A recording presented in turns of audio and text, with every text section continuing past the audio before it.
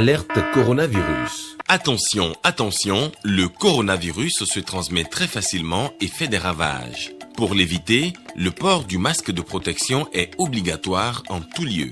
Dans l'administration publique ou privée, dans les réunions, les rencontres, dans les marchés, les magasins, les boutiques et lors des déplacements, le port du masque est obligatoire.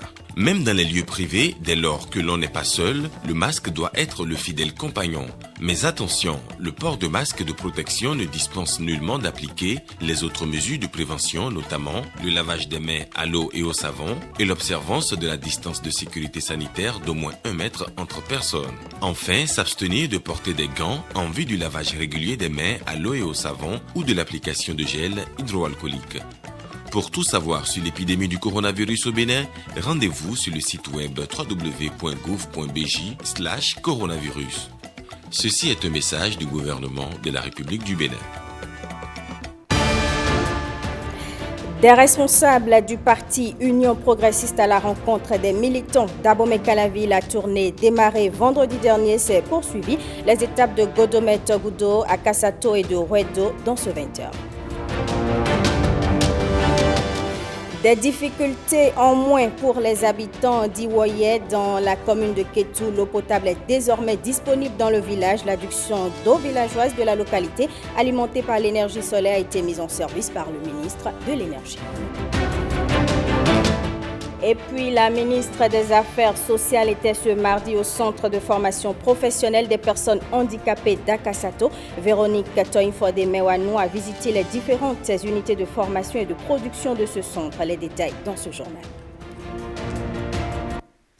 Mesdames et messieurs, bonsoir et bienvenue aux 20h. La tournée entamée vendredi dernier dans la commune d'Abomey-Calavi par des représentants du bureau politique de l'Union progressiste s'est poursuivie. La délégation conduite par le maire Angelo Arrandinou est allée à Godomey-Togoudou, à Kassato, puis à Rouedo. James William Gbagedi, Rodrigue Blantomé. 3 jours pour sillonner la quinzaine d'étapes de la tournée des responsables de l'Union progressiste à la rencontre des militants de la commune d'Abomey-Calavi, cela se passe forcément au pas de charge. Le maire Angelo Arrandinou, à la tête de l'une des 2 délégations présentes dans la commune, se porte en ce 2e jour au contact des progressistes de Togoudou, d'Akasato et de Rouedo. Ni l'éloignement des différents sites, ni les horaires stricts ne justifient pourtant des rencontres bâclées ou expéditive, car les responsables du parti savent ce qu'ils doivent à leurs militants locaux, surtout à Godomey, première étape de la journée. Nous cherchions à être simplement des conseillers communaux, mais Dieu nous a gratifiés. Et la première autorité de la commune de Calavi se retrouve parmi nous. Merci à vous et merci à Dieu. Nous avons eu la 2e adjointe au maire qui est de la localité. Nous avons le CA de l'arrondissement de Godomey qui est encore de la localité. Et à la suite, nous avons encore des conseillers communaux. À Kassato, 2e escale du jour, d'autres invités de marque viennent rehausser les échanges de leur présence et de leurs mots réconfortants. Beaucoup de défis restent à relever. Parmi ces défis, je veux accentuer votre attention sur la sédentarisation. Quand on appartient à une famille, pour se proclamer de cette famille et jouir des avantages de cette famille, il faut rester, écouter les sages. Ce n'est pas un hasard que le député soit dépêché et qu'on ait à nos côtés la directrice administrative. Nous sommes en train de faire cet exercice sur l'ensemble du territoire national. Le président Bruno Aboussou vous a dit dans son discours de lancement de campagne que le parti va accompagner nos élus. Le parti va accompagner les communes. Nous ne serons plus regardants, nous allons écouter les populations. Et donc c'est une étape de respect de ces engagements que nous sommes en train de réaliser actuellement. Venez vous dire que vous avez fait votre travail et qu'on vous remercie pour le travail qui est fait. La jeunesse a montré qu'elle est capable, qu'on peut continuer de lui faire confiance. Et ceci grâce à vous. Les doléances et aspirations recueillies au cours de la troisième étape, celles de Wedo, sont sensiblement identiques à celles entendues ailleurs. Sur les travaux de lotissement en cours, l'électrification des villages, la création d'un deuxième collège, la réalisation des infrastructures socio-communautaires et surtout œuvrer pour l'emploi des jeunes de Wedo. La mise en place de microcrédits aux femmes de l'arrondissement de Wedo. La réalisation des infrastructures socio-communautaires, création d'emplois pour nos enfants.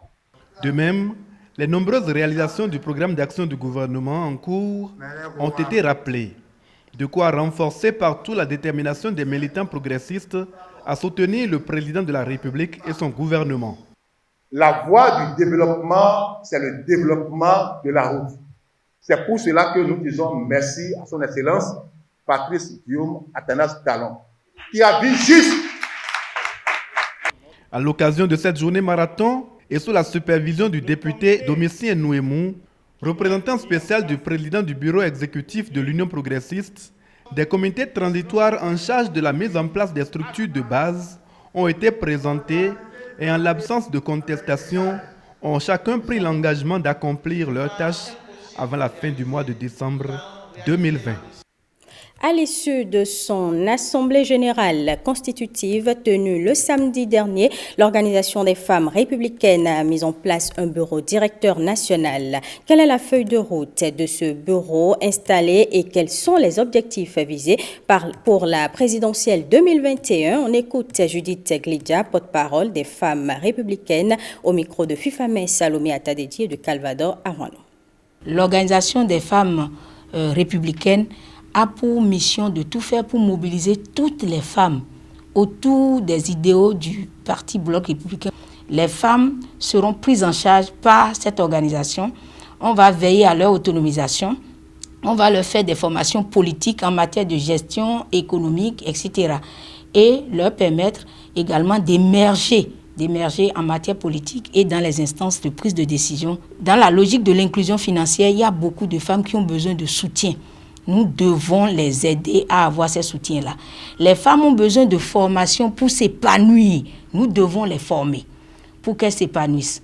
Donc, dans notre cahier de charge, c'est comment faire pour que la femme béninoise soit épanouie, s'affirme et abandonne les stéréotypes qui l'empêchent de se mettre au devant par rapport aux élections présidentielles de 2021, soutenir le candidat du Parti Bloc républicain.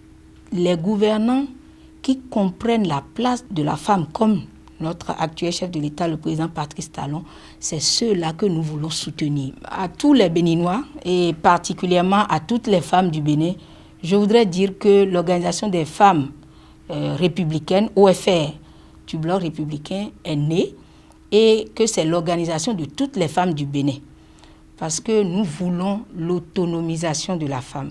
Nous voulons une meilleure compétence pour les femmes. Nous voulons le rayonnement et l'épanouissement de la femme. Et donc, l'OFR est ouverte à toutes les femmes. Vous pouvez venir vous inscrire et donc vous devenez républicaine en même temps. Et ça va nous permettre de contribuer valablement au développement de notre pays. Et c'est pour ça que lors de notre Assemblée générale, nous avons choisi comme thème « Femmes républicaines davantage engagées pour le développement ».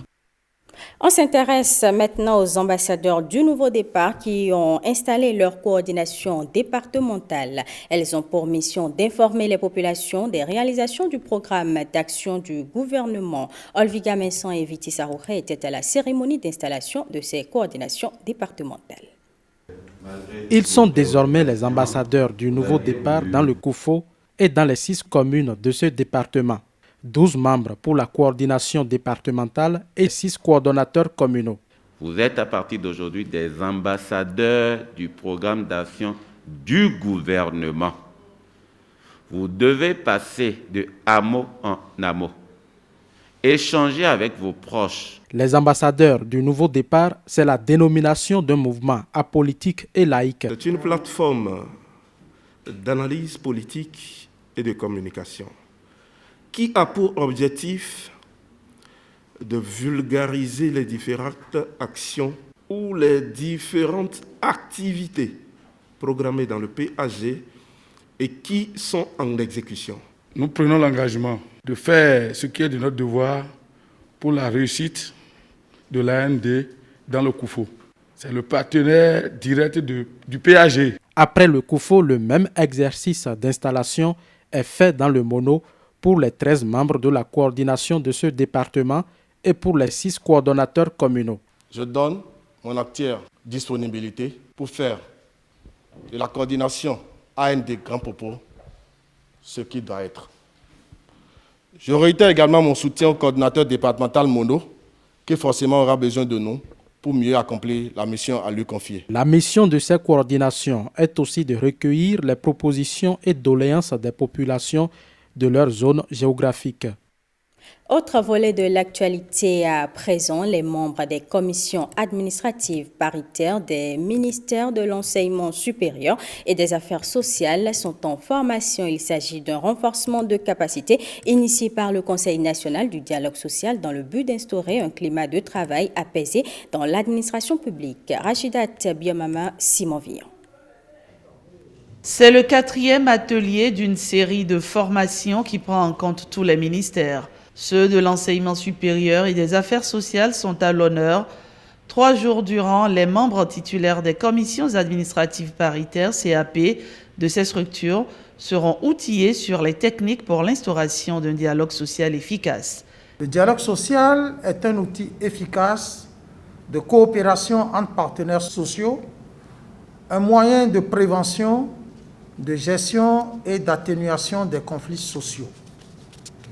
Il est également un facteur d'amélioration des performances économiques et promeut le progrès social s'il est mis à profit par les États, les organisations et institutions nationales et internationales. L'installation des CAP dans ces 2 ministères est encore récente.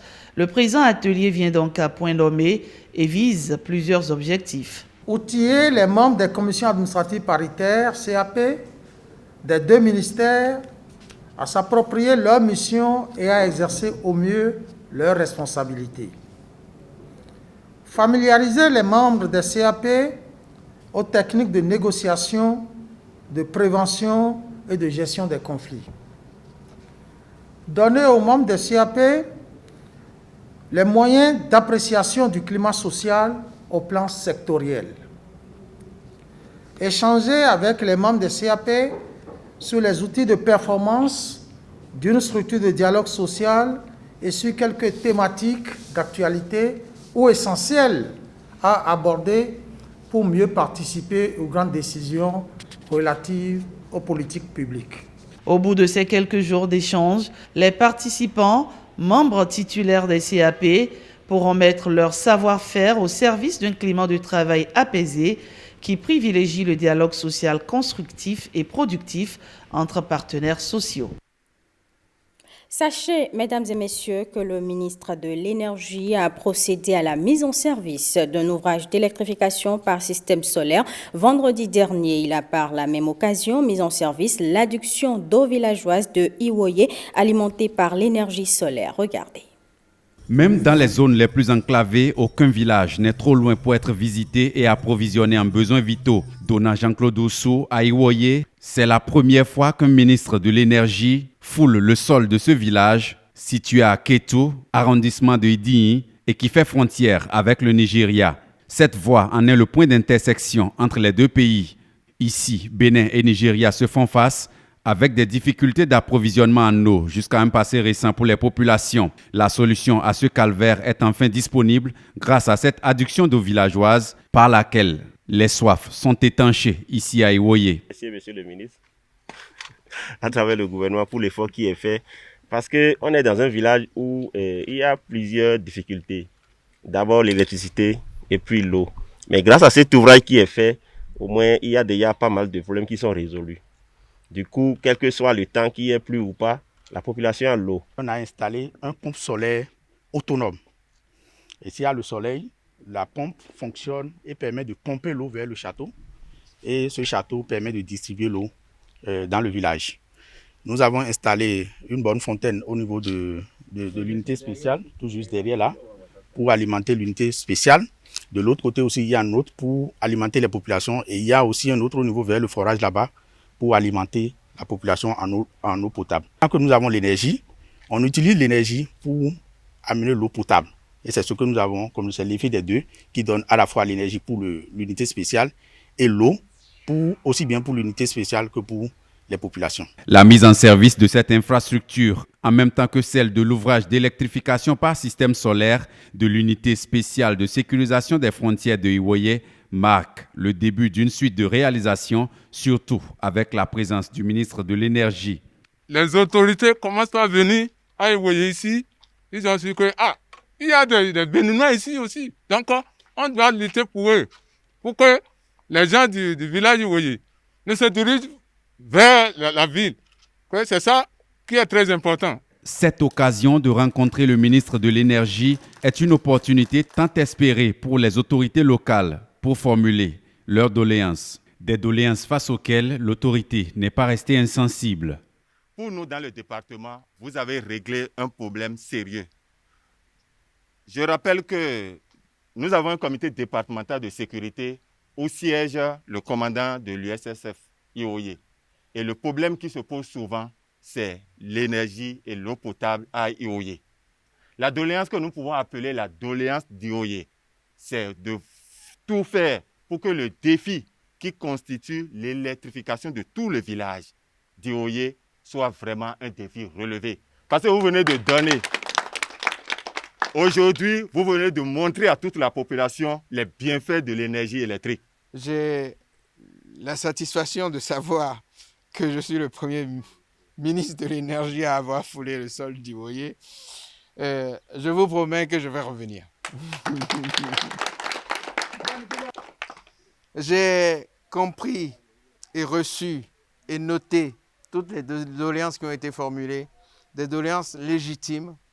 Et je dirais la doléance des doléances qui est l'extension du réseau électrique dans Iwoyé.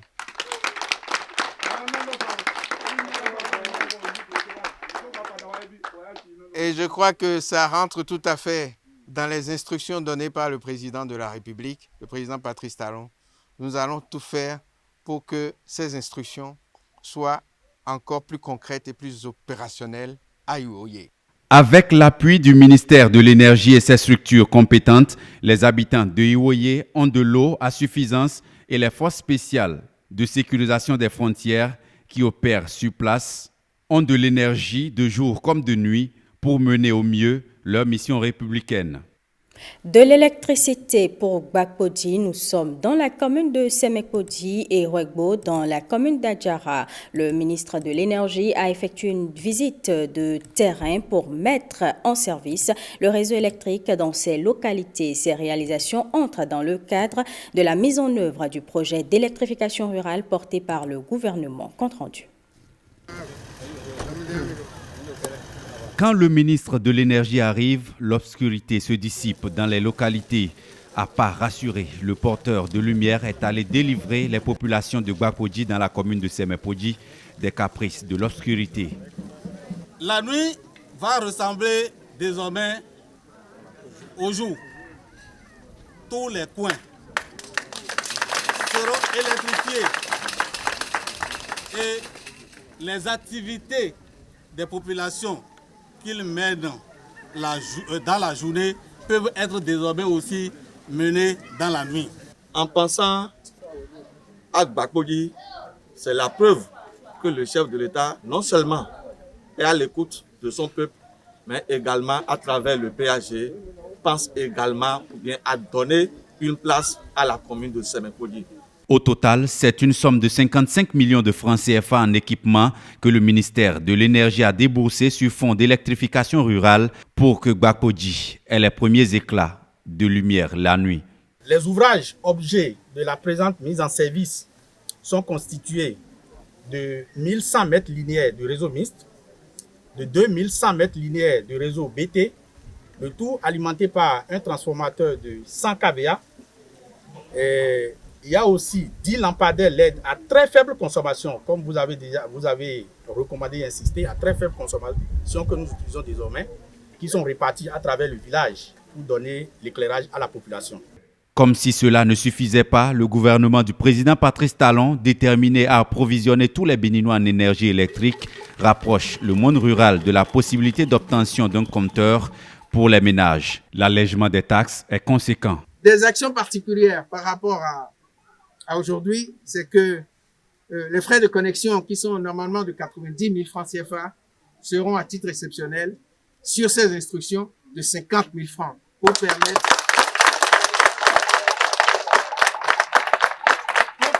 à ces infrastructures d'alimenter au moins 200 maisons dans cette agglomération. Je dis bien 200 maisons.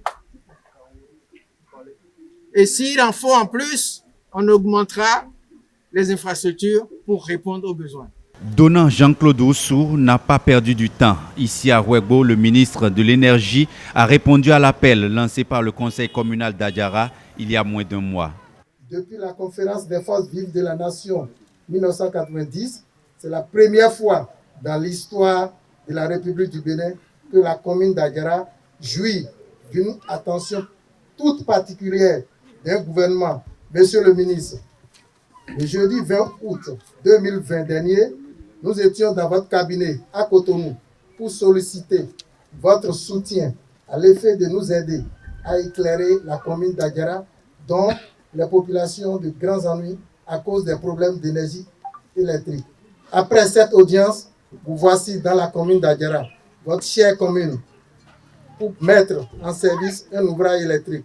C'est un témoignage fort de votre solidarité vis-à-vis de la population d'Adjara qui peut désormais compter sur vous.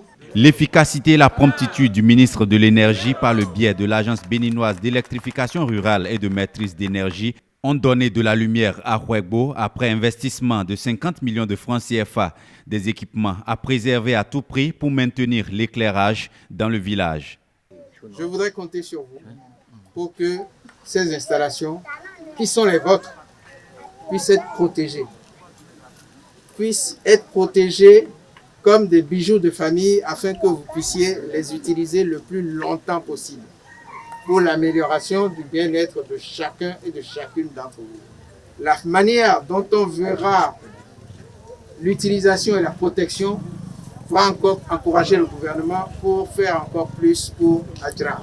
Le projet d'électrification rurale au Bénin est en marche. Le département de l'Ouémé n'est pas en reste. Gbakpodji dans Semekpodji et Rouegbo dans Adjara en sont de parfaits exemples. On prend maintenant la direction de Grand Popo. La commission permanente agriculture de l'Académie nationale des sciences, arts et lettres du Bénin y a organisé un atelier sur la promotion de la filière apicole. Les détails de Génial Afouda Moussi Awoka et de Ramatou Lawani. Des acteurs du monde apicole échangent pour une meilleure promotion de la filière au Bénin. C'est d'ailleurs sur ce thème qu'est centré le présent atelier, le deuxième du genre organisé par la Commission permanente agriculture de l'Académie nationale des sciences, arts et lettres du Bénin pour le compte de cette année. La Commission permanente agriculture de l'Académie nationale des sciences, arts et lettres du Bénin aborde un chantier important des filières agricoles les plus prometteuses, tant du point de vue de la production, de la distribution interne et de l'exportation que de celui de la recherche fondamentale et appliquée dans le secteur. Les abeilles constitueraient la grande partie des insectes pollinisateurs des plantes à fleurs et de par leur production du miel et de la cire, représenteraient une part importante du revenu des apiculteurs au nord et au centre du Bénin. La production du miel aurait un impact positif sur ses producteurs. Elle permettrait aux personnes exerçant l'activité apicole d'avoir des revenus relativement substantiels et d'acquérir un statut social reconnu dans leur milieu. Pendant ces 2 jours de réflexion, 5 communications vont meubler la rencontre. La première, parler de l'apiculture et de la biodiversité. La deuxième nous informera sur les pratiques, les contraintes et les perspectives de l'apiculture au Bénin. La troisième traitera du commerce du miel au Bénin. La quatrième nous renseignera sur la politique gouvernementale sur l'apiculture au Bénin. Et enfin, la cinquième mettra l'accent sur les réglementations et les normes relatives à la production et à la commercialisation du miel au Bénin. À terme, les résolutions qui ressortiront de ces assises permettront de développer une filière apicole vigoureuse et économiquement viable au plan national. Le Centre de formation professionnelle des personnes handicapées d'Akasato ouvre ses portes au public. Les produits artisanaux fabriqués par ces apprenants y sont exposés. La ministre des Affaires sociales et de la microfinance a visité ce mardi les différentes unités de formation et de production de ce centre. Stanislas Linkmon, Ramatoulawani. Des productions des apprenants du Centre de formation professionnelle des handicapés d'Akasato. Dans les 6 unités, ils apprennent plusieurs métiers dont le tissage et la cordonnerie. La ministre des Affaires sociales et de la microfinance les visite ce matin. Elle vient constater la mise en œuvre des orientations du gouvernement dans ce centre. Pas seulement leur formation professionnelle, il faut aussi leur donner des outils de gestion de leur future entreprise afin de favoriser leur autonomisation. Véronique Toyin-Fodé insiste là-dessus. Nous essayons de faire évoluer ces centres-là par l'insertion de nouvelles filières qui correspondent aux besoins et à la demande. Et en plus de ça, par exemple, cette année, nous avons insisté pour qu'il y ait un soutien fort psychologique parce que la confiance en soi est un facteur déterminant dans la réussite. Donc, ils sont accompagnés de chaque semaine par un psychologue dans le centre. Et nous avons aussi demandé pour que cette année, on insère des modules de gestion de micro-entreprises. Parce qu'une fois qu'ils sont formés, les ministères les aident à s'installer, il faut qu'ils puissent savoir gérer leur petite entreprise, gérer le personnel, faire de la petite comptabilité. Le centre conduit sa 15e promotion cette année. Aux ateliers de formation en macramé et en agro-animal, ses responsables ont ajouté 2 nouvelles filières. Il s'agit de la couture et de la coiffure. Avant, nous avions 4 formations, à savoir le macramé, le tissage à main, le tissage à pied. Je réduis les 2 en une formation, la cordonnerie et puis le maraîchage et l'élevage. Aujourd'hui, nous avons ouvert les 2 sections de formation, couture et coiffure, qui fonctionnaient déjà, mais on a voulu officialiser pour que tout le monde connaisse le centre. Les pensionnaires en formation ici sont porteurs de handicap moteur, de surdité et d'infirmité motrice cérébrale. La création de ce centre de réadaptation et de réinsertion sociale des personnes en situation de handicap remonte à 1983. On parle à présent de cette audience à la HAC. Rémi Prosper Moretti, président de la Haute Autorité de l'Audiovisuel et de la Communication, a reçu ce mardi le président et chef missionnaire de la Jamaat islamique Ahmadiyya au Bénin. Les échanges ont porté sur des futurs projets de l'organisation. On écoute Kama Ahma à sa sortie de l'audience au micro de Marcel Arossi. Moi, il parlait le plan en futur, c'est qu'on a fait le plan. Le plan, c'est quoi? Qu'à cause des situations coronavirus, certains autres plans qui on n'a pas terminé. Donc, dans le domaine de santé, l'eau et aide pour l'humanité. Donc, Inch'Allah Ta'ala, bientôt, on va réaliser. Les opérations gratuites, en plus cataracte et aide aux autres pour l'humanité. En vérité, dans le monde entier, le comportement, c'est que les musulmans ont présenté, c'est le comportement de quoi? Terrorisme ou bien Bin Laden. Donc, vrai visage de l'islam n'est pas ça là. Vrai visage de l'islam, c'est toujours l'amour pour tous, tolérance et patience.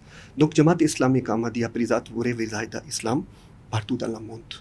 Donc, notre travail humanitaire n'est pas cachette pour vous. Toujours, nous présentons pour l'humanité beaucoup de choses. 20 ans, Aïchatou Aboudou trace sa voie dans la vie grâce à son sport préféré, l'athlétisme. La spécialiste du 800 et du 1500 mètres dispose déjà dans son armoire d'une médaille d'or acquise au tournoi de la Solidarité Niger 2019. Mais son rêve à long terme reste une médaille olympique. Patrick Ayadji, Kanel Kako. Derrière ces signes de fatigue et d'épuisement se cache un visage de passionné qui se plaît dans ses épreuves de prédilection, le 800 et le 1500 mètres. L'athlétisme et Aïchatou Aboudou Une belle histoire qui a commencé au stade municipal de Parakou. Tout a commencé depuis l'enfance quand j'accompagnais mon père sur le terrain municipal de Parakou tous les dimanches. Et quand je voyais les athlètes courir sur le terrain, je voyais aussi des femmes courir parmi elles et ça suscitait en moi l'envie. C'est de là que j'ai commencé avec l'athlétisme. Dès lors, la jeune athlète de 20 ans lâcha les chevaux en 2017 et 2018 aux championnats nationaux d'athlétisme. Une ascension qui a valu précocement à Aïchatou 2 participations au tournoi de la solidarité. Le dernier qui l'aura marqué reste l'or arraché au Niger en 2019 sur le 1500 mètres et son record personnel battu au tournoi de la CEDEAO sur la même épreuve. J'étais très émerveillée parce que c'était déjà une fierté pour mon pays. C'était une fierté pour ma famille et c'était une fierté pour moi-même. En dépit de ces nouveaux records personnels battus sur le 800 et le 1500 mètres, la coureuse des demi-fonds est allée subir l'apprentissage le plus difficile de sa jeune carrière au championnat d'Afrique d'athlétisme U18 Côte d'Ivoire 2019 devant les Kenyanes et Éthiopiennes. De retour au pays, Aïchatou devra faire face aux préjugés de la société et de sa religion, l'islam. Même hier, je marchais quand un monsieur m'a vu, m'a demandé si je suis un homme ou si j'étais une femme. Sur le plan religieux, ça n'a pas été facile parce que même ma maman était contre. Aïchatou échappe de justesse à l'abandon de son rêve pour s'offrir une bourse de formation offerte par la Sogema en complicité avec sa fédération. Avec cette bourse de formation, j'assure le côté éducatif, le côté sportif. À côté des pistes d'athlétisme, l'athlète qui pèse 51 kilos tient à ses études. Pour preuve, elle vient de décrocher son baccalauréat série A2. Je ne pense pas m'en arrêter là. Je pense suivre une formation professionnelle et continuer avec les entraînements en espérant une bourse olympique. À l'image de son idole, Noélie Yarigo, la gazelle de Materi, la jeune athlète peut aussi avoir des dents longues. Je rêve d'être une chance de médaille olympique pour le Bénin. Le rêve est donc permis, mais la chasse de la panique lors des grands rendez-vous, la vitesse et l'entraînement quotidien loin des tartans sont des détails importants à revoir pour faire exploser le talent de Aïchatou Aboudou dans la mer des disciplines sportives, l'athlétisme.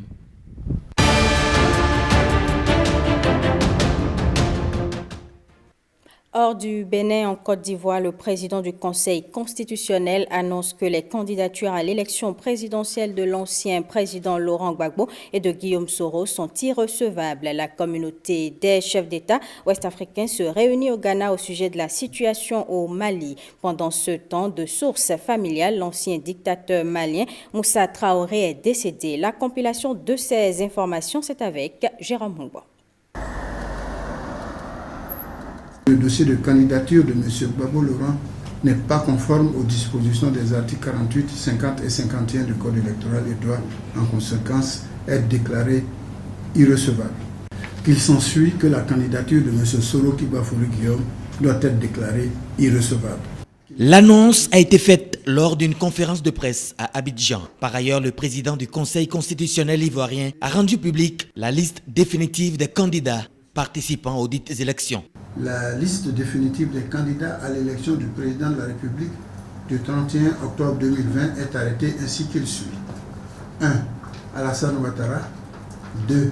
Afi Nguessan Pascal. 3. Bédié Konan Aimé Henri. 4. Kouadio Konan Bertin. Le scrutin présidentiel ivoirien aura lieu en octobre prochain.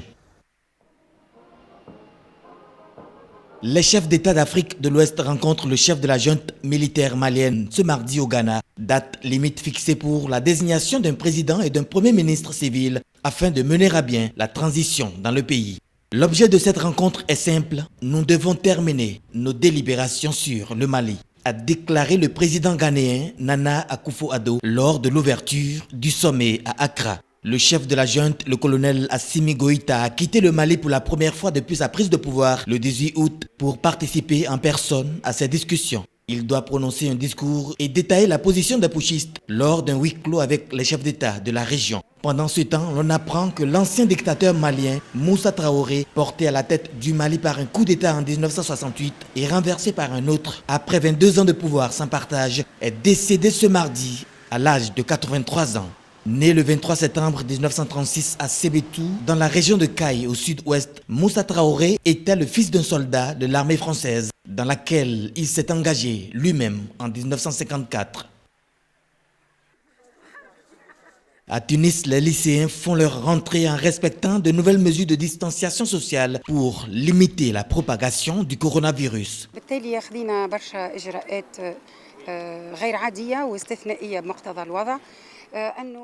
Nous avons pris des mesures exceptionnelles en raison de la situation sanitaire. Nous avons partagé les classes selon les recommandations du ministère de l'Éducation en 2 groupes. Un groupe vient aujourd'hui et l'autre demain.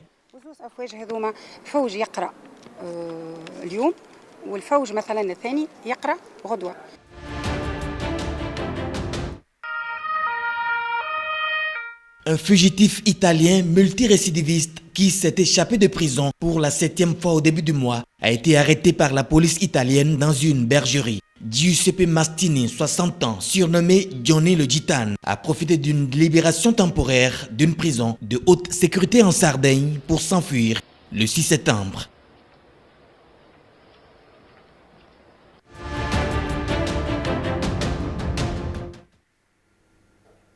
Eh bien, mesdames et messieurs, ce sera tout pour ce journal que je vous remercie d'avoir suivi.